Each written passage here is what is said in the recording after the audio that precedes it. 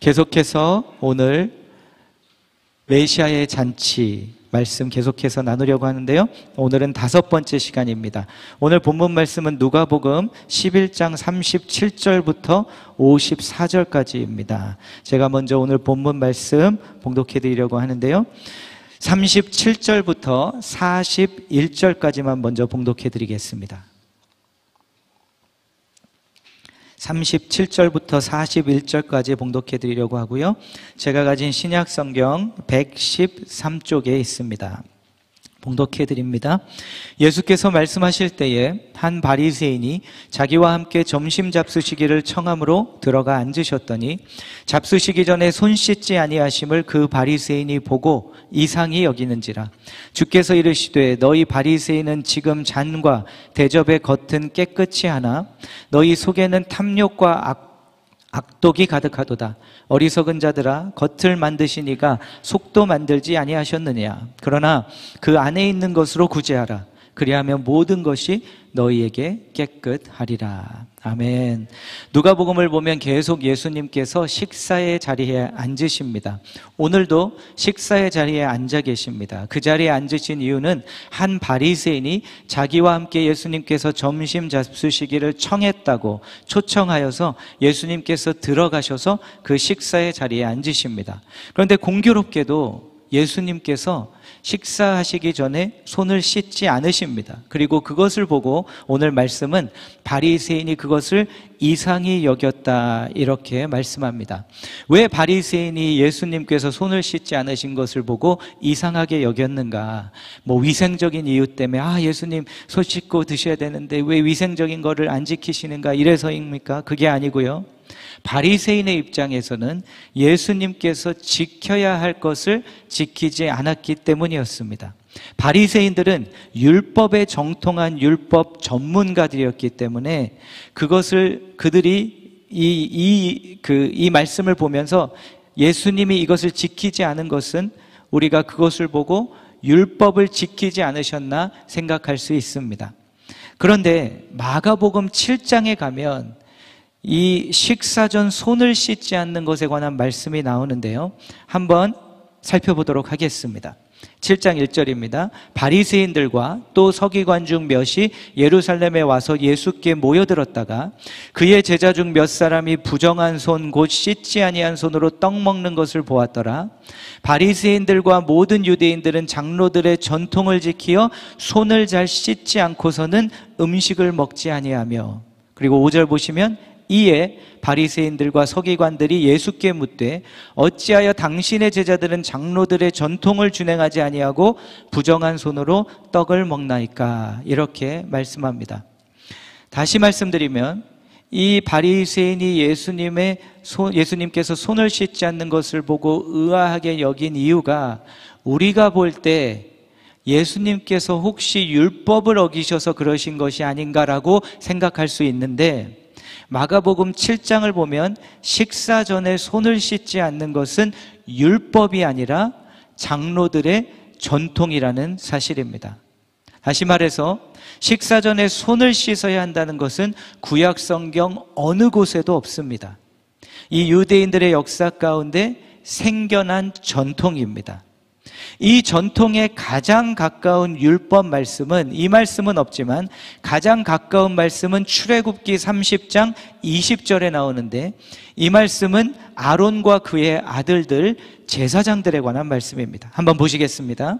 그들이 회막에 들어갈 때에 물로 씻어 죽기를 면할 것이요 제단에 가까이 가서 그 직분을 행하여 여호와 앞에 화제를 살을 때에도 그리할지니라. 이와 같이 그들이 그 수족을 씻어 죽기를 면할지니 이는 그와 그의 자손이 대대로 영원히 지킬 규례니라, 이렇게 말씀합니다. 제사장들이 제사를 드리러 갈 때 씻는 것은 율법의 말씀에 기록되어 있습니다.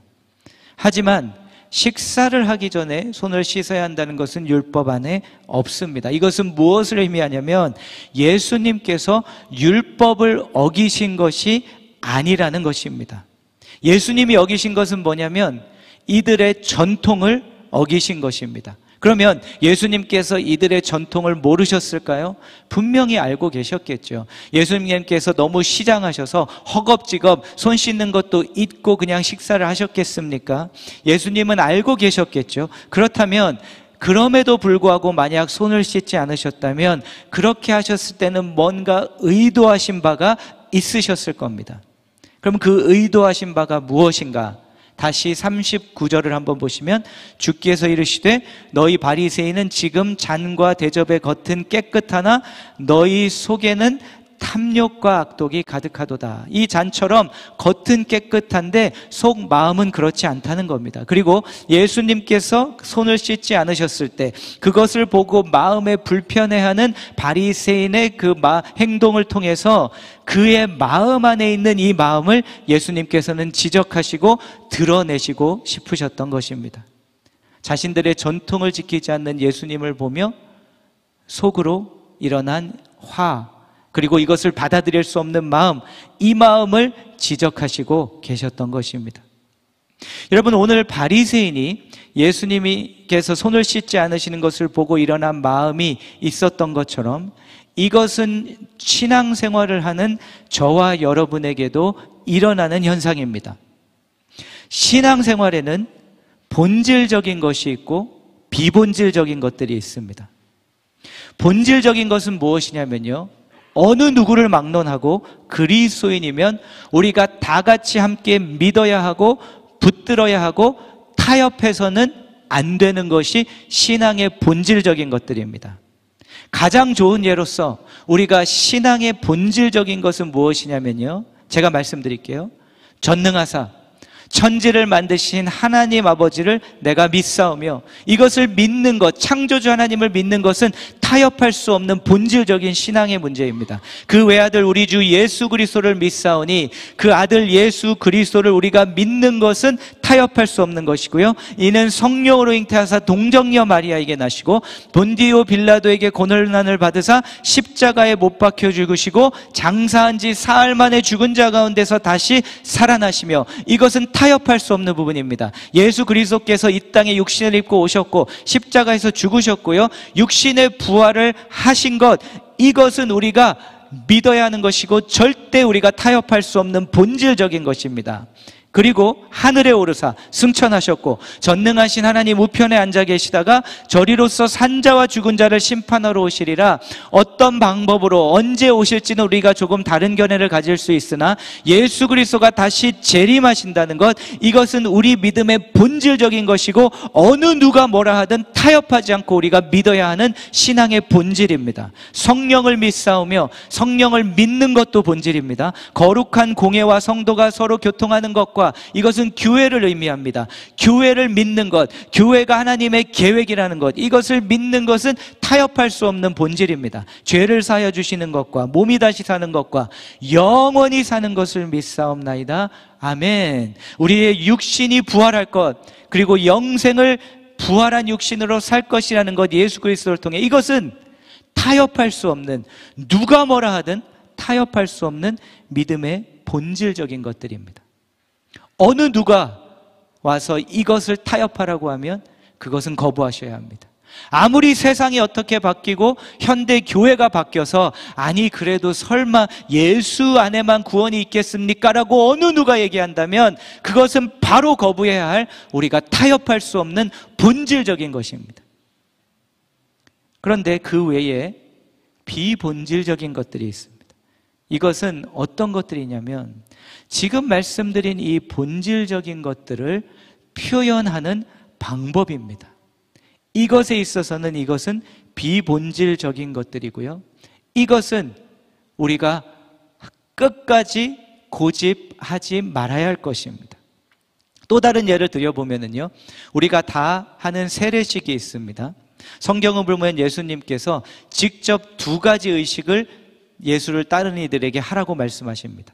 첫 번째 하나가 성찬식, 또 하나는 세례식. 그래서 어느 교단을 막론하고 세례식은 예수 그리스도를 믿는 교단이고 교회라면 세례식을 거행해야 합니다. 그런데 이것이 좀 더 본질적이라면 어떤 방식으로 세례를 베풀어야 하는가는 비본질적인 겁니다. 침례를 하든 뿌리든 그것은 비본질적인 것입니다. 그것에 있어서는 어느 정도의 서로 다름을 우리가 수용할 수 있어야 합니다. 그래서 전통은 그러면 뭡니까? 전통은 비본질적인 것들입니다. 왜냐하면 전통은 무엇이냐면 이 본질적인 믿음의 신앙을 역사의 때에 따라, 교단에 따라, 교회에 따라 표현하는 방법이기 때문에 그렇습니다. 그리고 그것이 표현하는 방법이면 전통은 여러 가지가 될 수 있고요. 그 전통은 비본질적인 것에 속합니다. 그런데 문제는 뭐냐면 우리의 신앙생활에 있어서 이 비본질적인 것들이 우리에게 타협할 수 없는 것들이 되어버리는 경우가 많다는 것입니다. 마치 이 바리새인처럼 손을 안 씻는 전통이 있는데 그것은 전통인데 예수님이 손을 안 씻으시니까 바더가 되는 겁니다. 계속 그게 보이는 겁니다. 그런데 여러분, 저와 여러분 안에도 왜 신앙생활을 하다가 이런 마음이 일어날까요? 왜 이런 마음이 일어날 때가 있을까요? 오늘은 제가 한번 좀 진단을 좀 같이 해보도록 하겠습니다.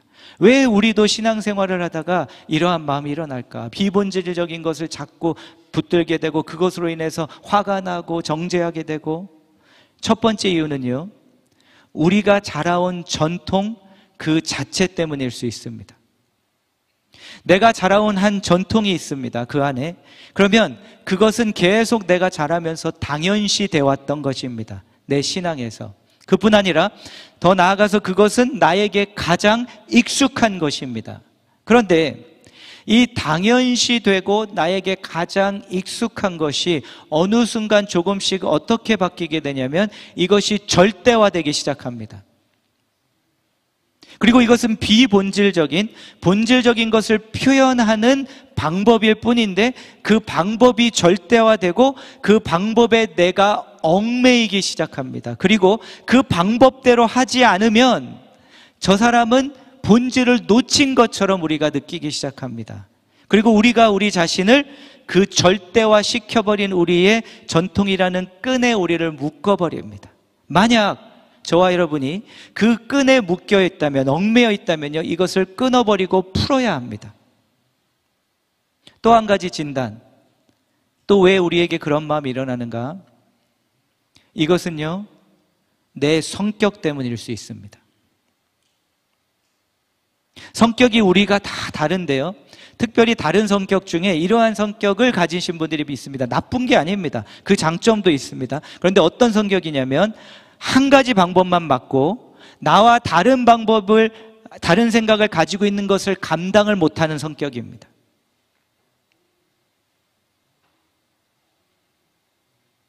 그러한 성격들이 있는 분들이 있고요, 그런 분들에게는 이러한 일들이 아마 더 자주 일어날 것입니다.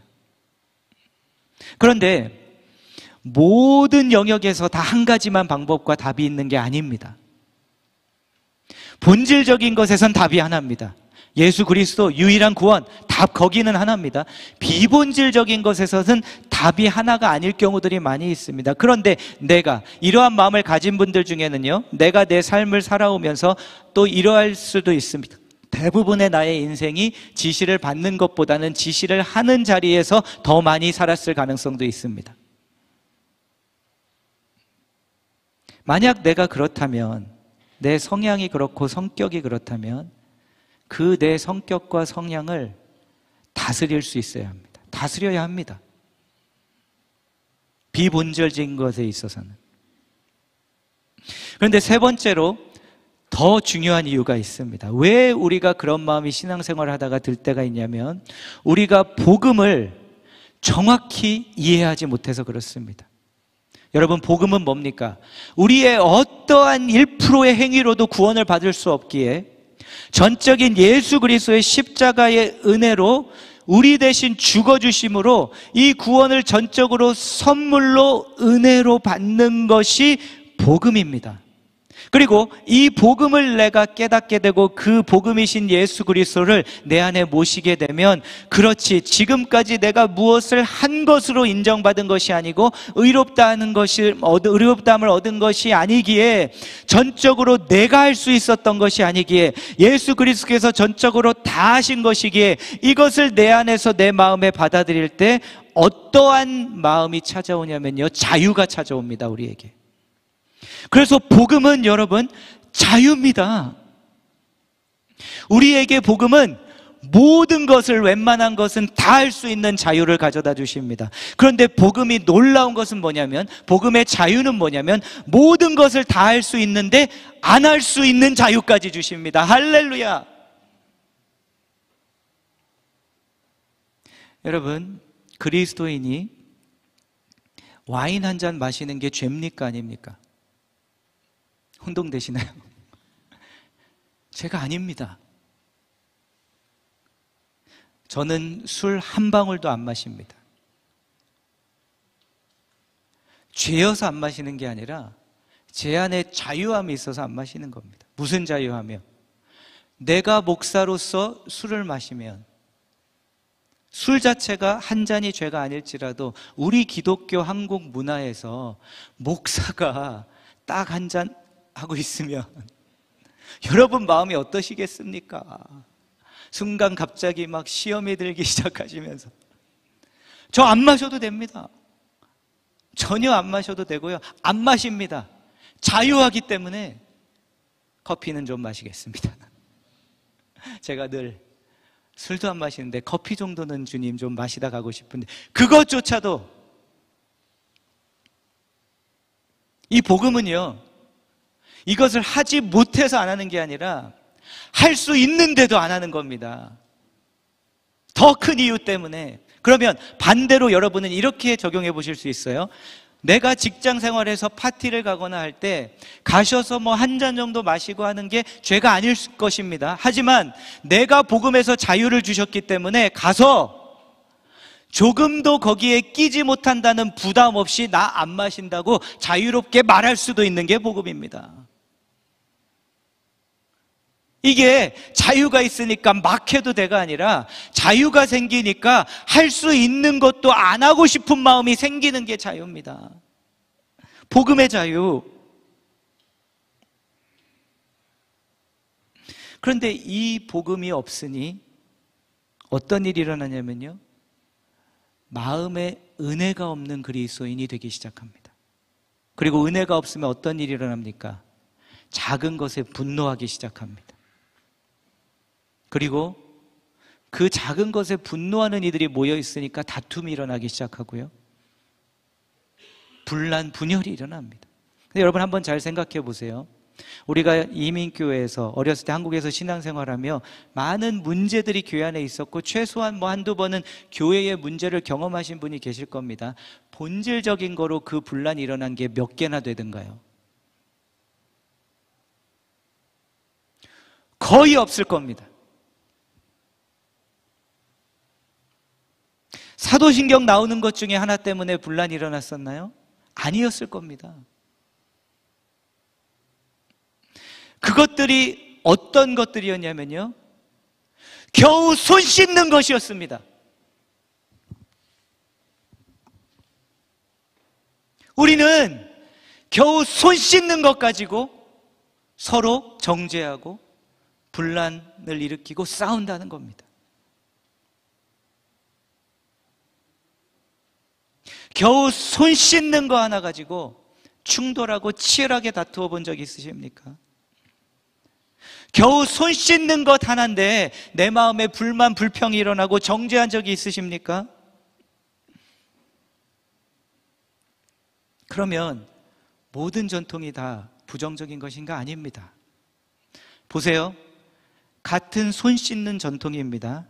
하지만 이 전통을 만약 바리새인이 마치 이렇게 보면서 누가 어기나 이것을 막 찾는 그러한 religious police officer 이런 게 아니라, 이런 마음으로 만약에 이 전통을 지켰다면, 제사장들이 예배를 드리고 제사를 드릴 때 씻고 가는 것처럼 우리는 식사를 하는 것도 그냥 먹는 게 아니라 주님을 향한 예배 행위로 생각합니다. 그 마음으로, 그 감사함으로 이것을 잊지 않기 위하여 우리가 손을 씻고 식사를 합시다. 제사장만 예배 자리로 나가는 게 아니라 교회에 왔을 때만, 성전에 갔을 때만의 예배가 아니라 앉아서 식사를 할 때도 이것이 예배의 자리입니다. 이것을 기억하기 위해 우리가 손을 씻고 식사를 하겠습니다라는 마음으로 계속 이 전통을 지켜갔다면 얼마나 멋있고 아름답겠습니까? 은혜가 없어서 그런 겁니다. 왜냐하면 은혜가 담긴 전통의 그릇은 아름답기 때문입니다. 그래서 지금 한소망교회가 EFCC 교단에 속해 있지만 저는 개인적으로 교회의 2000년의 역사를 보면서 본질적인 것은 어떻게든 타협하지 않고, 하지만 이 비본질적인 것들에 있어서는 그 역사 가운데 때에 따라, 시대에 따라, 교단에 따라 주신 아름다운 전통들을 최대한 다 누리려고 합니다. 그리고 여러분에게 그것을 가능할 때마다 나누어 드리려고 합니다.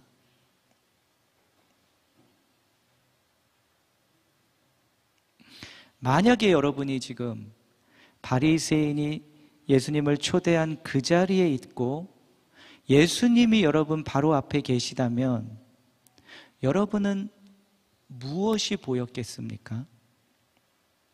저는 한번 생각해 보았습니다. 만약 제가 그때, 항상 그런 건 아니지만 제 마음 안에 은혜로 가득 찬 상황이었다면 저는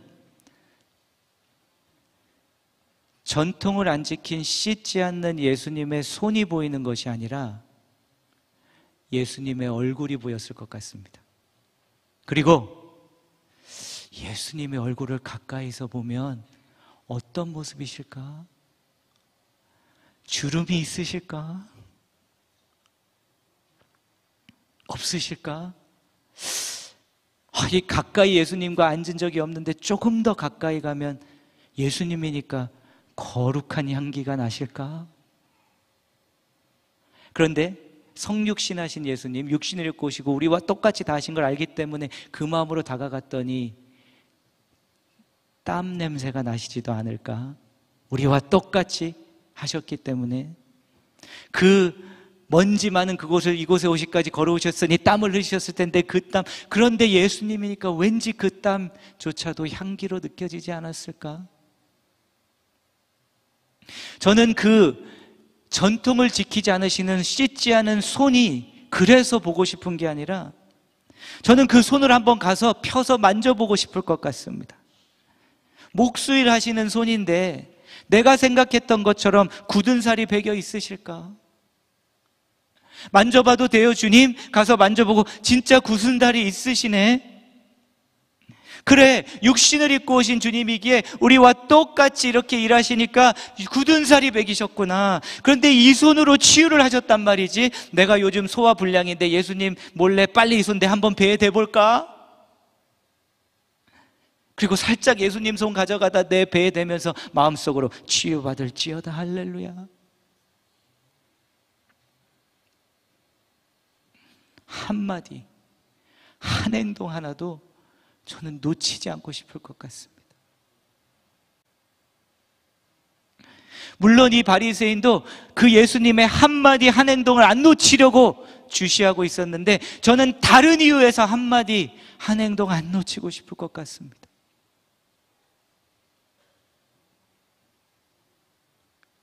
저는 우리 한소망교회 모든 여러분들이 이 바리새인처럼 신앙생활 하시지 않기를 정말 바랍니다.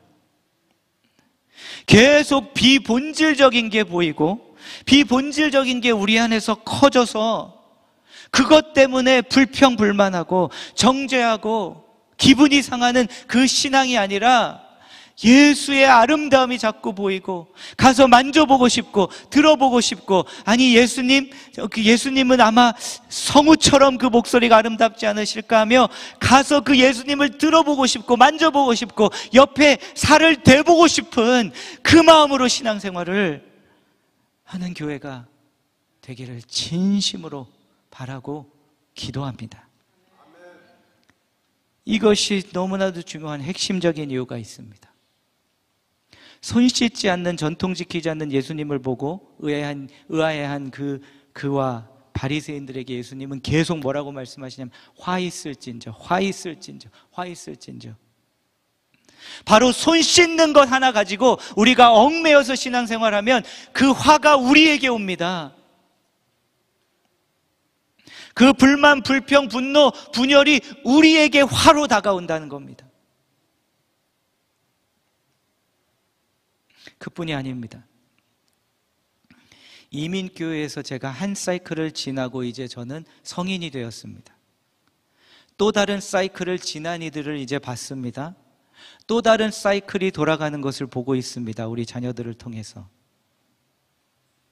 그 사이클들을 보면서 우리가 이들에게 신앙생활을 가르치면서 손 씻어야 된다고 신앙생활 가르치면, 그리고 이게 신앙생활이라고 가르치면, 사이클을 통해서 제가 내린 결론, 확인한 것은요, 초등학교, 유치부, 유년부, 초등학교, 유스까지는 얘네들 교회에 둘 수 있습니다. 그 후는 안 됩니다, 여러분. 손 씻는 게 신앙생활이라고 계속 가르치면 대학 들어가면 그때부터는 안 나온다니까요, 교회 자기가 원치 않으면.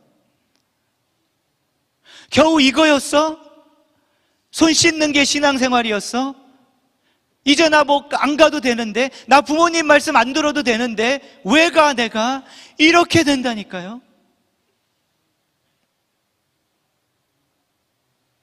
그래서 그냥 손 씻는 전통을 우리에게가 가르치는 교회 되지 않기를 바랍니다. 그 신앙 전수하는 교회 되지 않기 원합니다. 제가 이제 아이들이 볼 때 너무 나이 든 목사님처럼 보여도 BBS에 자꾸 들어가서 설교하는 이유, 한 번이라도 걔네 아이들과 기회 얻어가지고 이 얘기 한 번 하려고. 올해는 제가 샴 목사님께 부탁드렸습니다. 제가 유스 수련회 좀 가서 설교 좀 할게요. 올해 좀 기회 주세요. 산 목사님이 우리 그 초등부, 유치부, 유년부 전사님이 복음을 안 전한다는 게 아니라, 복음이라는 것은 여러 사람에게 들어야지 또 새롭게 역사하는 경우가 있기 때문에, 샴 목사님이 이미 잘하고 계시지만, 복음적으로 설교하고 계시지만, 저도 한번 들어가서 설교하고, 이제 목사님 됐으니까 이씨 오셔가지고 이씨 수련회 인도하세요. 그리고 바꾸기로 했습니다. 어떻게든 3년에 한 번이라도 좀 나를 들어가게 해주셔서 얘네들에게 좀 복음 한번 좀 내가 한번 전할 수 있게 해달라고. 왜냐하면 유스까지는 되는데 그 다음은 안 된다니까요. 그 다음은 손 씻는 것에 감격이 있을 것 같습니까? 그것만 가르치고 있으면, 예수 바라보고 예수 만지고 싶고 예수님 듣고 싶고 그 품에 안기고 싶고 그 사랑을 체험하고 그 굳은 살을 만져보는 그 신앙을 가지고 있어야 예수를 안 떠나죠. 그래서 한소만교회가 있는 겁니다. 그래서 1.5세 목사가 담임인 겁니다. 그래서 그 사역자들을 키워내자는 겁니다.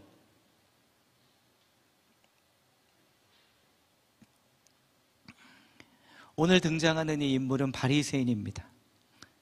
유대인이란 뜻입니다. 그리고 종교 지도자란 뜻입니다.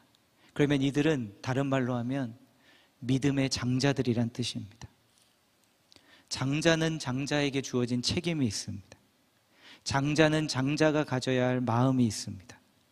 장자는 마음이 좁지 않습니다. 장자는 옹졸하지 않습니다. 포용적입니다. 물론 군림하는 장자도 있더라고요. 맏아들, 누나, 언니 군림하는 분도 있지만 장자는 이게 장자인 겁니다. 우리 성도님들, 우리 한국 민족에게는 이러한 장자들 곳곳에 있지 않습니까? 형편이 너무 어려워서 나는 대학 못 가지만 내가 나가서 돈 벌 테니 동생들아 니들은 대학 가라. 우리 문화에는 이 장자의 문화가 있습니다. 예수님께서 12지파 중에 유다의 후손으로 오십니다. 그런데 유다가 맏아들이 아닙니다. 야곱의 네 번째 아들입니다. 이것은 무엇을 의미하냐면, 저는 실은 둘째 막내거든요. 제 형님의 마음을 못 따라가요. 제가 아무리 해도. 그렇지만 영적으로는 저도 장자가 될 수 있습니다. 장자가 되라고 부르셨습니다. 그 믿음의 장자가 되어서 많은 아우들을 품고 포용하고 살리는 이가 되십시오. 그러기 위해서 오늘 여러분과 나누기 원하는 것인데요, 사랑하는 성도 여러분, 비본질적인 것에 얽매이지 마십시오. 비본질적인 것에 절대 얽매이지 마십시오. 그 순간이 이제 내가 이 바리새인의 길을 가기 시작하는 겁니다. 비본질적인 것에 얽매이는 것이 아니라 예수 그리스도를 볼 때 그 아름다움이 느껴지고 황홀해지고, 성육신하신 예수님을 생각할 때 이 신비가 도저히 믿겨지지 않고, 행위의 0.1%도 아닌 전적인 은혜로 구원을 받는다는 것을 묵상해 볼 때 이 도대체 이 놀라운 구원은 뭐지? 그래서 전에는 경험하지 못했던 모든 자유가 내 안에 찾아왔는데, 오히려 성령님의 도움을 통해서 전에는 못 지키던 율법을 내가 지키는 걸 보게 되고, 율법이 말하지 않은 것까지도 해내는 신앙, 이게 신약 성경의 윤리입니다. 여러분, 율법을 어기는 게 신앙생활의 윤리가 아니라 성령이 오셔서 율법의 의도를 다 완성시키게 만드시는 게 성령님이고, 율법이 말하지 않았는데도 하는 겁니다. 왜요? 이제 난 믿음의 장자가 되었으니까. 그래서 뭐 그 정도? 주를 위해서 자유는 있지만 안 하면 주님께 도움된다고요? 안 하고 말죠 뭐. 아니 뭐 주의 나라를 위해 제가 그 자리에서 술 안 마시면 주의 나라 도움돼, 안 마시면 되죠 뭐 주님. 이렇게 사는 겁니다. 우리 복음의 삶은 비본질적인 것에 얽매이는 것이 아니라, 혹시라도 이 안에 아직 복음을 모르시는 분들이 계시다면, 지금까지 혹시라도 이 복음을 못 들으셨다면 다시 초청합니다. 이게 복음입니다. 이 이유가 제가 그리스도인인 이유입니다. 생각하지 못했던, 내가 평생 필요했던, 찾고 있었던 이 자유가 나에게 찾아왔고, 이 자유를 통해 내가 변해가는 것을 경험하고, 이 자유를 통해 내 인생과 내 삶과 영혼을 향한 확신이 생겨서 하루를 살아도 힘들고 어렵지만, 좌절하고 쓰러질 때도 있지만 또 일어나서 다시 도전하고, 하나님께서 나를 향한 계획이 있으시다는 것을 알고 창조주 아버지 하나님과 살아가며 놀라운 삶을 살아가는 것이 복음의 삶입니다. 복음을 모르신다면 이제 이곳에서 다시 복음을 듣고 진정한 복음과 한번 대면해 보십시오. 마주해 보십시오. 그리고 초청하기 원합니다. 그 복음을 받아드시라고. 이 씨와 K 씨가 같은 찬양을 고를 수 있을 때 황홀합니다. 오늘은 그런 찬양이 있었습니다. 그 찬양은요, 예수 아름다우신 예수. 오늘 예수님 바라보며 같이 황홀함을 느끼기를 소원합니다. 아멘. 찬양팀 나오시고요, 우리 같이 함께 찬양하겠습니다.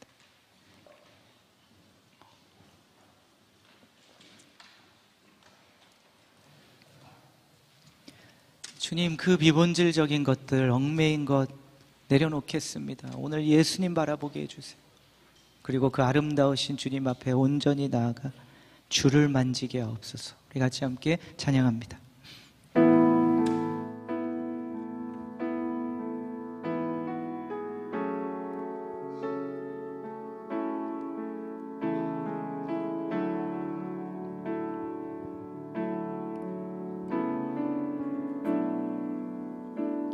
예수 아름다우신 예수 아름다우신 위대하신 주님, 부활의 주, 어린 양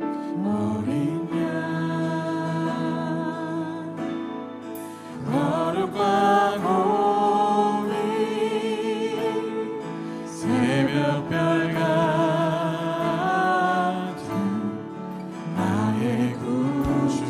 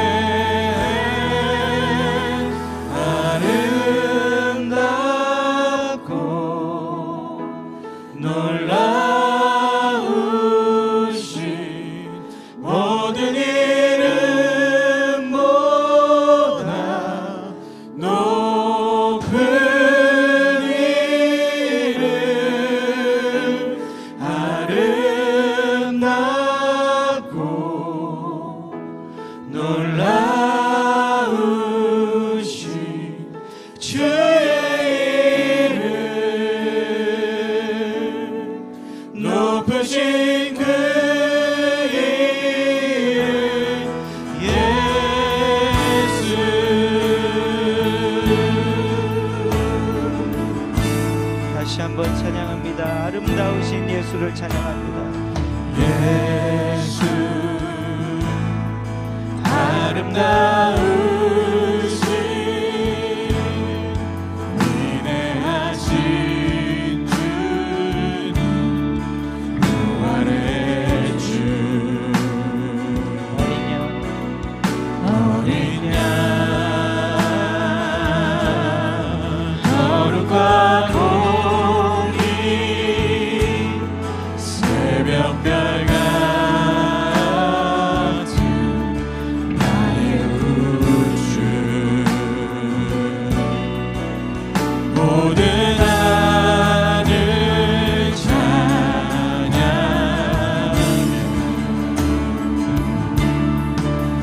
모든 만물이 주 경배해 아름답고 놀라우신 모든 이름보다 높은 이름 아름답고 놀라우신 주의 이름 높으신 그의 이름 영원히 주 찬양 주 사랑해요 주 사랑해요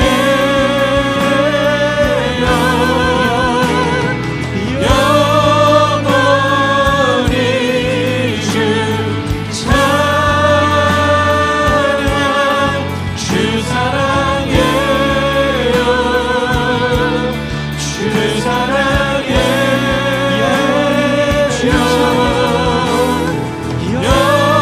영원히 주 찬양 주 사랑해요 주 사랑해요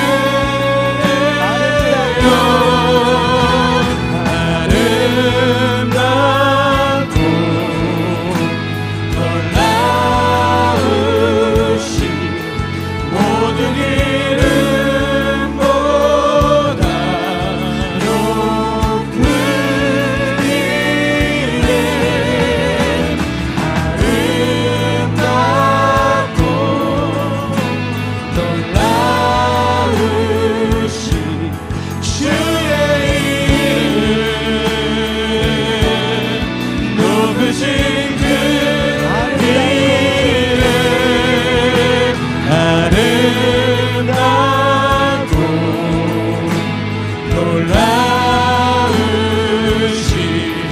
모든 이름보다 높은 이름 아름답고 놀라우신 주의 이름 높으신 그 이름 높으신 그 이름 높으신 그 이름 예수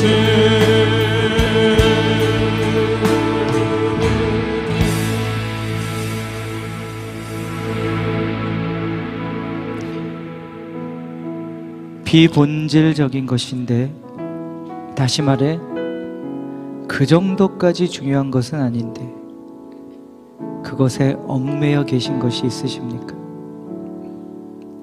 오늘 주님의 자유가 임하기를 기도하기 원합니다. 왜냐하면 얽매이면 그 화는 나에게 임하는 것이고 내 공동체에 퍼지는 것이기 때문에, 그래서 주님, 이 얽매인 저로 하여금 다시 복음의 자유가 찾아오게 하옵소서.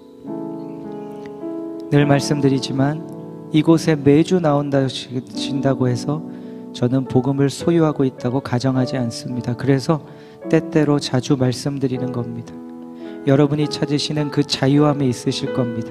평생 찾아오시던 그 자유, 내가 이 마음 안에 이 불안으로부터 자유, 내 미래를 향한 그 두려움을 향한 자유, 내 인생의 불만족함에서 원하는 자유, 거기에서 해방되고 싶은 자유, 의미를 찾아 내 삶이 누리고 싶은 자유, 이 예수의 아름다움이 보이시면 그 자유를 얻을 수 있습니다. 오늘 한번 구해보지 않으시겠습니까? 정말 이 예수님이 그분이라면 저 앞에 계신 저 한 사람이 얘기하는 예수가 저 사람에겐, 저 목사님에겐 저런 예수인데, 그렇다면 나도 그 예수를 원합니다. 내 안에 오셔서 거하시옵소서. 기도하시기 바랍니다. 구하십시오. 이 시간 같이 한번 기도로 주님 앞에 나아가겠습니다. 기도합니다. 하나님 아버지, 내가 세운 나의 전통과 내 생각의 전통 안에 묶여 얽매여 힘들어하고 괴로워하고 살았습니다. 오늘 그 자유가 다시 한번 임하게 하여 주옵소서. 그 자유로 내가 하지 못하던 것을 해낼 수 있게 하시고, 다 할 수 있지만 그것을 거부할 수 있는 자유를 경험하게 하옵소서. 주님, 아름다우신 예수가 보이게 하옵소서. 그 예수를 바라보며 그 자유함으로, 황홀함으로 들어가게 하시고, 그 아름다운 예수 붙들고 체험하며 나아가는 신앙생활 되게 하시고, 우리 한소방 교회만큼은 이 복음의 자유와 복음의 은혜와 복음의 능력이 살아있는 교회 되게 하셔서, 우리 다음 세대들에게 그냥 손 씻으라고 가르치는 것이 아니라 그 손을 잡으라고 가르치는, 그 손을 붙들고 눈물을 흘리라고 가르치는 우리 다음 세대 신앙교육이 되게 하여 주옵소서.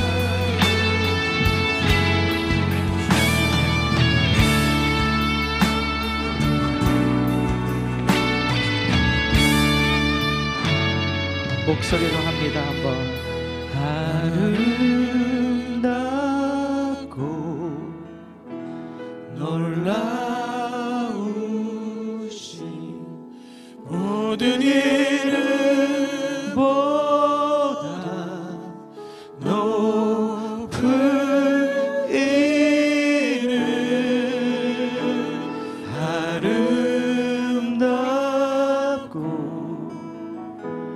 놀라우신 주의 이름,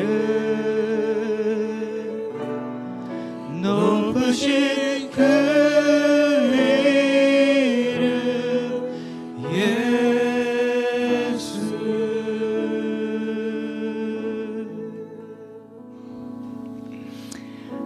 아름다우신 우리 주 예수님을 바라봅니다. 손을 씻는 것을 중요시 여기는 것이 아니라 그분의 손을 붙들고 눈물 흘릴 수 있는 자들이 되게 하여 주옵소서.